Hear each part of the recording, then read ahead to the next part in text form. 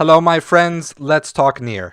In my last two videos, I talked about two of NieR's narrative themes on our way to understanding the philosophy of NieR. Last time was the theme of power as control, but it is a control that oppresses both those who wield the power and those who are subject to it by taking the freedom away from both. Power is its own entity, it cannot actually be wielded or controlled. Power controls all people. But that raises the question of another one of NieR's themes. What are people?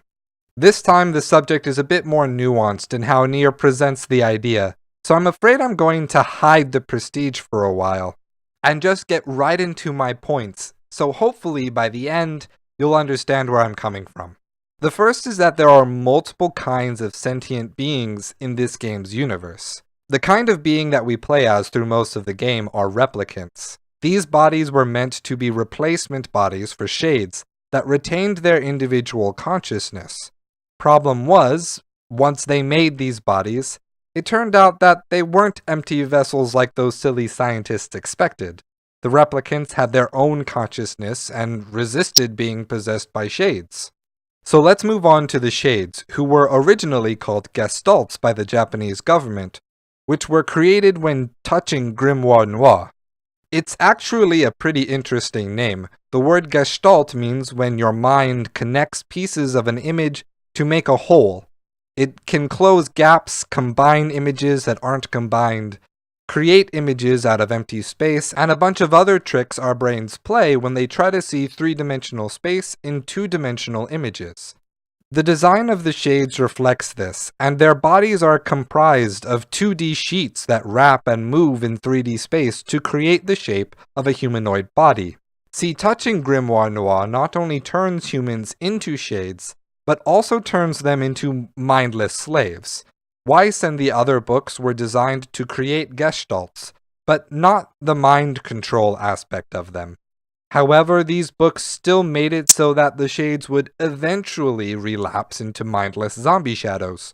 Only problem was that the only person who managed to keep his mind was Gestalt NieR.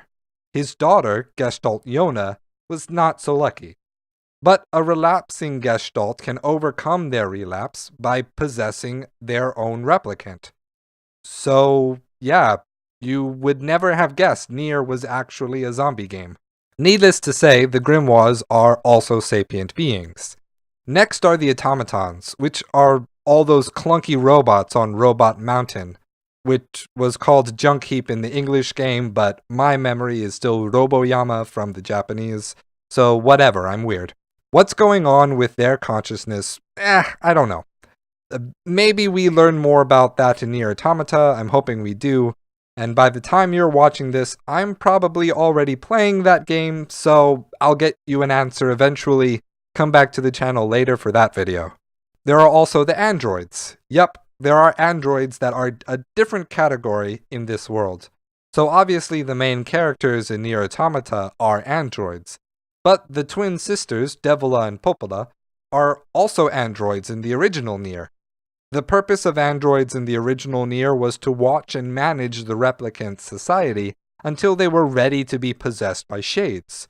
But since Gestalt NieR was mainly pushing to save his daughter, and as a result kind of fell into Grimoire Noir's plan to enslave all of humanity and the replicants, these android babes ended up just becoming his reluctant servants. Also, side note, if you take a wolf and put it through the Gestalt process, it apparently becomes sapient too, so that's neat.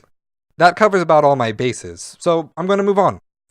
Point number 2 is that knowing all that, it's time to get into the real nitty-gritty, and not just a demonstration that I understand the different factions at work in NieR's story.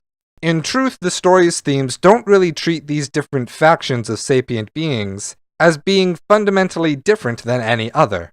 The sympathetic New Game Plus Plus that lets you read the subtitles of all the different bosses you face is evidence that the game means to demonstrate the similarities of their inner workings over the differences in their bodies. If you are expecting a detailed dive into each of those categories and their nuanced differences that make them each a special flower that misunderstands the other, sorry to disappoint you. but you're welcome for all the time I just saved you on some other video.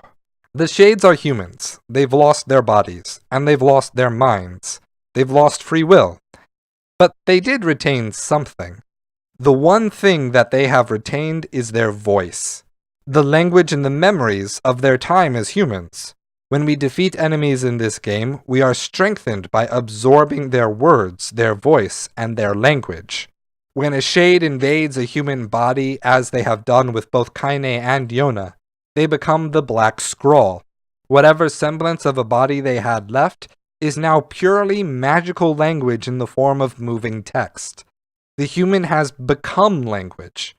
And as a side note, the kanji characters that spell Kaine's name translate to broken sound, showing metaphorically that Kaine is also language.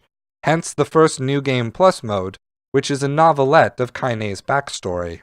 The memories and the sensibilities of the grimoires are also tied to the sealed verses, and this is demonstrated in both the scene where Grimoire Weiss is first introduced and can't remember anything about his past, and the scene where Grimoire Noir absorbs Weiss's powers, making him listless and dumb. Society and law, literature and science, all creations of humanity are created in using and refining language.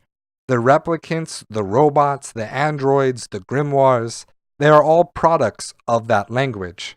Hell, this game even took out a huge chunk of time to tell mini-stories in novelette format with no visuals at all in Sleeping Beauty, the tree-shaped supercomputer that saves the memories of Gestalts for when they move into replicant bodies. The final theme of NieR should be pretty apparent for anyone who is following along.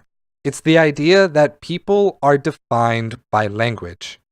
And with that, we have all of the pieces that we need to sum up what the philosophy of NieR is. So join me in the next part when we take each of these themes and translate them into a definitive philosophy of NieR. Thank you for watching, everyone, and stay true.